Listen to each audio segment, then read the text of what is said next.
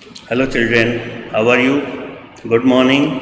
आज हम देखेंगे जो आपके कार्डियोवास्कुलर फिटनेस का जो टेस्ट है उसके बारे में हम जानेंगे।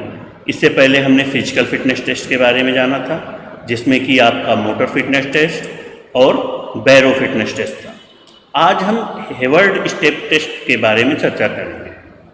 हेवर्ड स्टेप टेस्ट 1943 में ब्रोहा के द्वारा बनाया गया था, जिसमें कि वो आर्मी के जो सोल्जर्स हैं उनकी इंडोरेंस पावर को चेक करने के लिए, ठीक है। This test for measurement of fitness and ability to recover after strenuous exercise. किसी भी एक्सरसाइज के बाद आप कितनी जल्दी रिकवर करते हैं, मतलब कि जिस समय आप एक्सरसाइज करने जाते हैं तो आपका ब्लड फ्लो है जो इंक्रीज करता है, ठीक है, इंक्रीज हो गया।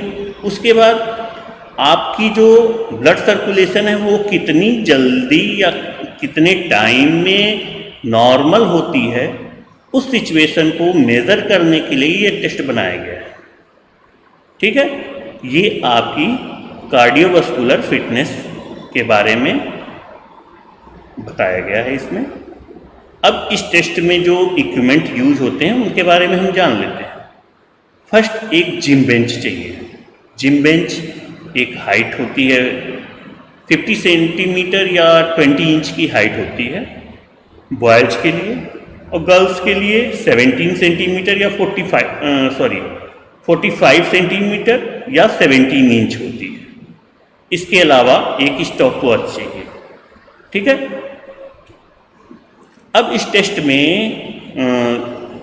को करने से पहले हल्का वार्म अप करेंगे और जिम बेंच के पास आके खड़े हो जाएंगे, ठीक है। और जैसे ही आपका सुपरवाइज़र आपको गो का कमांड देगा तो आपको 1 स्टेप उस पर चढ़ना है और 1 स्टेप डाउन होना है। अगर हम इस फिगर में देखें तो आपको समझ में आएगा।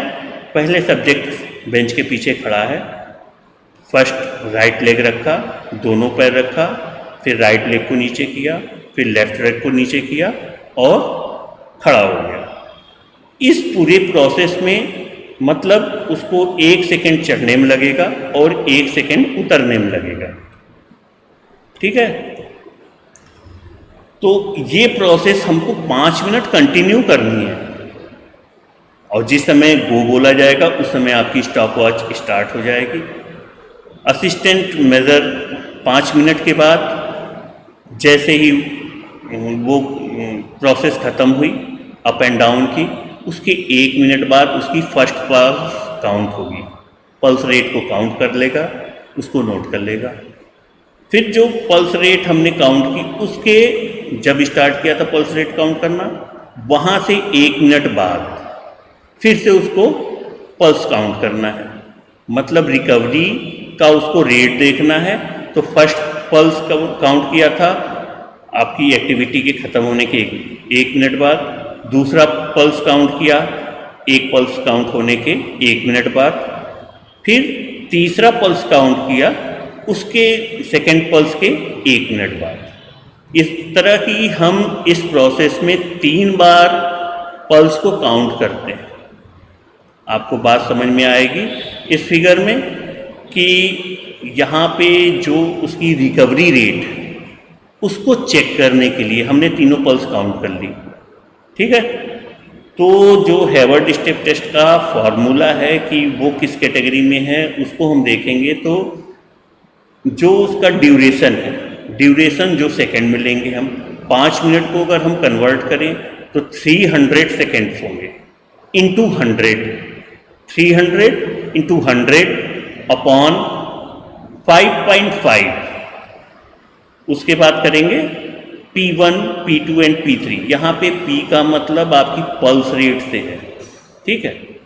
अगर हम दूसरा इसका फॉर्मूला देखें तो हेवर्ड स्टेप टेस्ट का दूसरा फॉर्मूला जो है वो आधे मिनट का या 30 सेकेंड हमने पल्स काउंट की और उसको जस्ट डबल कर दिया, ठीक है।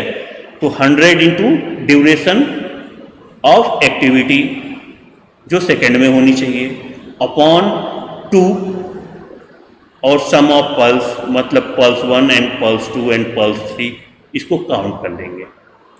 ठीक है। अब इसका उसके जो इस फॉर्मूले में रखने के बाद जो हमारा आंसर आता है, मतलब कि उसकी रिकवरी रेट क्या है। अगर मेल का हम देखें, अगर 90 या उससे ज़्यादा आता है, उसका जो आंसर है 90 या उससे ज़्यादा आता है, तो वो एक्सीलेंट की कैटेगरी में आएगा। 65 से 79 या 80 तक हम ले लें तो वो एवरेज की कैटेगरी में, और 55 से बिलो अगर जाता है तो बैड की कैटेगरी में। इसी तरह अगर हम फीमेल का लें तो फीमेल में 86 से ज़्यादा अगर उसका रिकवरी रेट आता है तो वो एक्सीलेंट, 61 से 76 के बीच में आता है तो एवरेज, और बिलो 50 जाता है तो बैड की कैटेगरी में आएगा। Thank you, have a nice day.